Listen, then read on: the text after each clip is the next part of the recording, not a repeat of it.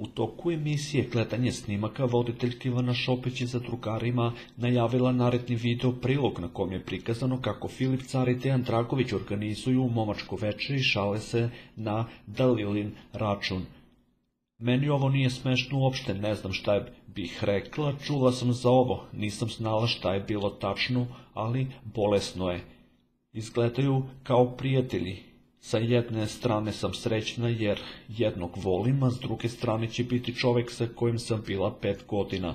Ovo je bilo na moj račun, ja sam predmet sprdnje, Dejan nema ništa protiv Filipa, osjećanja su mu prišla i sada se smeje. Vidimo se, Miki, kako mu se život raspao, ali u ovom videu vidim da se nije raspao nikome život. Batalite me te priče, ja sam sebe krivila da sam grešna za ovo, ali sada više sebe ne krivim kao na početku.